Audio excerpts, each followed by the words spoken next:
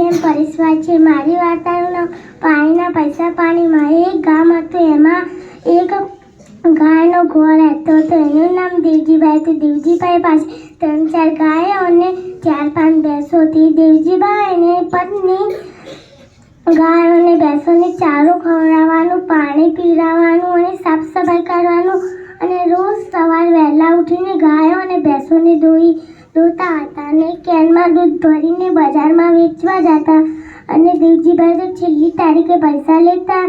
એમનો ગુજારો સારો, તે બહુ ખુશ હતા। એટલે એમને પૈસાની લાલચ આવી એટલે સવારે વહેલા ઉઠીને દૂધ વેચવા ગયા અને કેનમાં પાણી ભરી લીધું એટલે દૂધનો વધારો થઈ ગયો। એટલે તે બહુ ખુશ હતા। એમને ઘણા બધા પૈસા મળ્યા હતા એટલે એમને બહુ ગરમી લાગતી હતી એટલે નદી કિનારે કપડાં ગાળીને નદીમાં નાહવા પડી ગયા। એટલે દેવજીભાઈનું ધ્યાન નાહવામાં હતું એટલે ઝાડ ઉપર એક વાંદરો બેઠો હતો।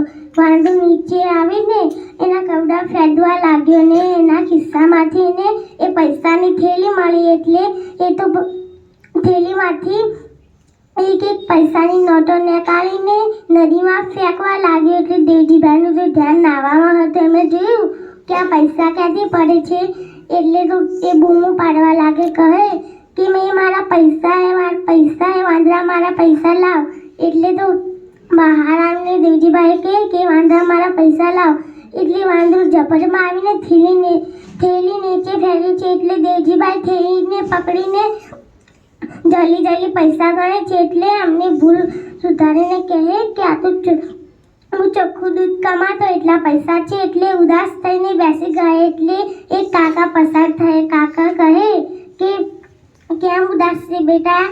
એટલે દેવજીભાઈ કહે કે શું કહું કાકા, વાંદરાએ મારા પૈસા નદીમાં ફેંકી દીધા। એટલે દાદા કહે કે તારે કોઈ ભૂલ છે? એટલે દેવજીભાઈ કહે કે હા, મારી ભૂલ છે કે મેં દૂધમાં પાણીને નાખીને વધારેના પૈસા લીધા છે। એટલે તો દાદા કહે કે આવું કદી ન કરો, ઈશ્વર બધું જોઈએ છે। આ વાર્તા પરથી બુદ્ધ મળે છે, પાણીના પૈસા પાણી।